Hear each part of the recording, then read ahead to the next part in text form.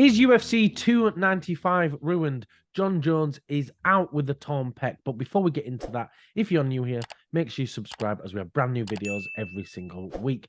So, Mark, first things first, Jon Jones and Stipe are out of UFC 295. Aspinall, our boy, our favorite fighter, is going up against the killer Pavlovich. Do you think this makes the card better or worse? Personally, it might be an unpopular opinion, but I think it makes the card better. But I'm a little Tom Aspinall fanboy. Honestly, Dwayne, I didn't really give that much of a about Jon Jones versus Stipe Miocic. I thought it was just, Jones who had one fight in 3 years and Stipe who doesn't fight and is getting older. I thought it might be a bit of a lackluster event, but Tom Aspinall versus Sergei Pavlovich, this is a fight that we've wanted for a long time. Not just me and you, our biased selves, whose favourite fighter seems to change every week, but we've wanted this for a while. It's late notice, but it's not exactly last minute like our other boy, Volkanovski, who came up on 5 minutes notice. Yeah, I mean, it's still very short notice. It's like, what, 3 weeks out? That's really hard to get sort of training fully in a camp, especially for such a risky fight.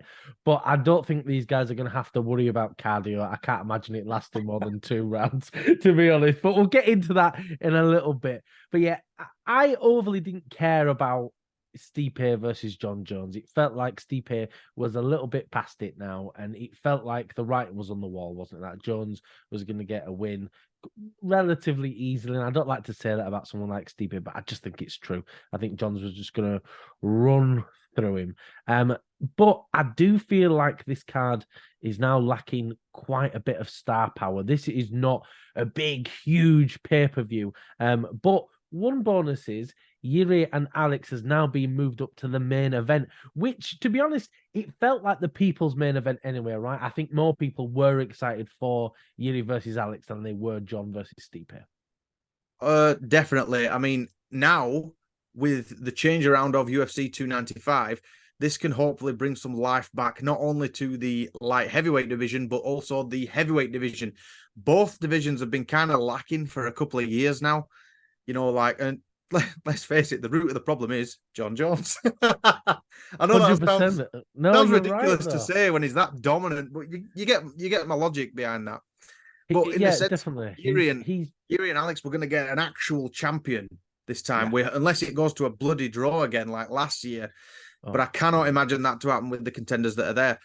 An interim championship for in the heavyweight division, again, it just, if as long as we keep it in mind that an interim is like the temporary champion while the champion is out, but whoever wins that, it's going to bring more eyes to the heavyweight division, which has always been, I'm biased, it's always been one of my very favorite divisions, always has been, even when it is lacking.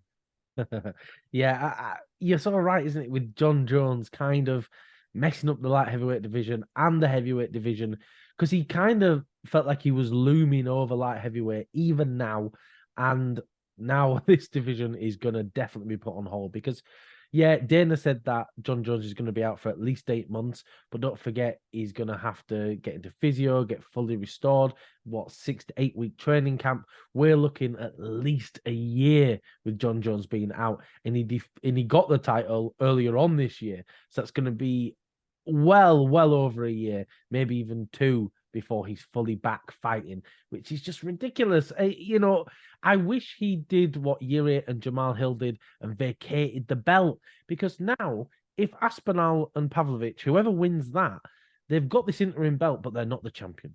And then are they going to go, well, I'll defend the title, I'll go up against some massive monster who could KO me any second, or shall I wait out for a year and fight Jon Jones for the real belt? Is it going to keep the heavyweight division on hold? That's the thing. We've said multiple times, the UFC moves quick and we don't have time to wait for people with injuries. In some certain occasions, we do, i.e. this one. I think it would have made more sense just to vacate the belt, But, I mean, you can't say that we know what's going through Jon Jones's head, but the age he is, the accolades and achievements that he's accomplished, he doesn't have a lot left to prove. He's now a 2-division champion, and he's probably here, just for legacy. He's only got like maybe a couple of fights left, potentially 3, 4, something like that. So rather than falling down a rung of the ladder, he'd rather remain there while he's recovering, and then whoever the contender is to come back up. But I mean, one good thing to take from this, Dwain, is that he's suspended with injury and is not vacated the belt, which means on paper, fingers crossed, the winner of Pavlovich and Aspinall will get to fight him at one stage. Yes, 100%. That is a huge sort of silver lining to this, because I was so worried that Jon would fight Stipe, retire, go off into the sunset, and I've wanted Aspinall versus Jones since the second that Jon said he was going to come to heavyweight. That is such an incredibly exciting fight, and now there's a chance that that fight can happen. But while we're sort of on that topic of Stipe, he's going to be waiting around for a year if he is going to fight Jon Jones. Or do you think that's it? Do you think he's just going to retire? Or do you think he'll fight the winner of Aspinall versus Pavlovich and they'll make that for the title? I think that would make more sense, the latter, to fight the winner of Pavlovich and Aspinall. But you don't know what's going on in Stipe. He's another one. He's accomplished what he needs to accomplish. He's a multiple-time heavyweight champion. He's been called the heavyweight GOAT numerous occasions. What is he now? 40, 41 maybe? 41, he doesn't have a lot left to prove. I think Jones would be the only box that is left unticked. But if he's ready to go, you'd have thought that they would have give Pavlovich or Aspinall to Stipe a short notice fight. But who knows? I mean, he might just be waiting out for Jon. He might just want to get that. That's his fighting bucket list, and then that's him riding off into the sunset. One thing to note as well, Dwain, is just very quickly, is it's a short notice fight for both these guys, but for both of them.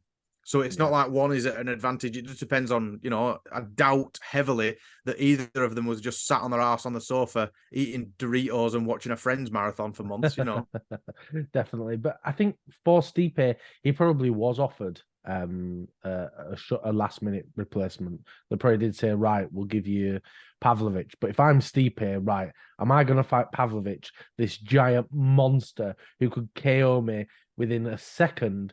Or am I going to fight Jon Jones and get the shot at the title? So I can't blame him for turning down a fight like that. I think it makes total sense. I wouldn't do it either. Well, obviously I wouldn't do it. But you can't blame Stipe for me for turning this down. I think this is probably going to be the end of Stipe. I think this will be the last time we see him now. I just think if he's going to wait a year, maybe even a year and a half for Jon Jones, he's going to be, 42, nearly 43. It's just... this was his last chance, and I think that's it. I don't think we're going to see him out again. But before we finish, let's go over Aspinall versus Pavlovich, Mark. I know it's still quite early on, but what's your very early predictions? Aspinall. I don't even think you needed to ask. I can't go against Tom Aspinall. He's just... like I said, I'm too old for favourites, but he's up there. He's one of my favourites. if I had to choose, I worry for him because Sergei, he scares the living hell out of me on a daily every time he steps into the cage. But he's a professional fighter. Tom seems to have it all, and we've only seen about 25% of what he can do. And Sergei, we haven't seen a lot of him either. He just seems to knock people out cold. So who knows? This is another fans' main event on this otherwise lackluster card.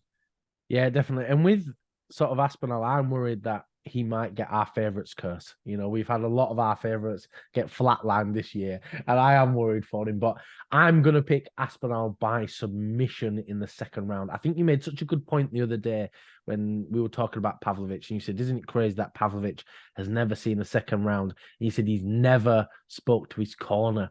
And it just made me think, that's such a good point. He's never had to make adjustments between rounds.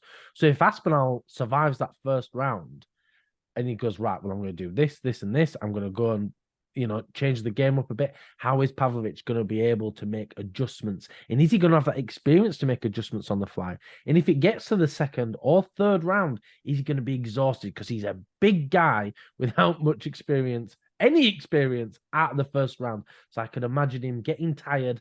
Aspinall gets hold of him and chokes him out in the second or third round. Well, that's a good point as well, because you were saying about... because this is an interim title fight, so surely it's 5 rounds. Surely. Yeah. Pavlovich has never trained for that because he's never been on a main event. Aspinall has, whether it's just a fight night or something like that. So, Mm. I mean, everyone claims that they've got gas tank for days, but Tom has trained 4 or 5 rounds, even though he usually gets them out of there in a couple of minutes. But that's such a good point as well. Yeah, I think that solidified my opinion of Aspinall. I'm going to go TKO over Sergei Pavlovich. Yeah, it could happen. It really, really could. And you make such a good point there with, even though Aspinall has never fought 5 rounds, I don't even think he's left the second round. He has trained for that in camp, gone, right, I need to prepare for 5 rounds, where Pavlovich has been training for 3 rounds and knows he's probably going to flatline him in the first. So maybe cardio's not at the top of his list, and he's a big, big guy, and I can imagine him getting tired really quick. So maybe in the second and third, we can see Aspinall get something done. And in some ways, I'm now looking forward to this card more than I was before, and I really, really can't wait. But I do think that's what we've got time for. Thank you for watching. If you can like, comment, and subscribe, it really does help us out.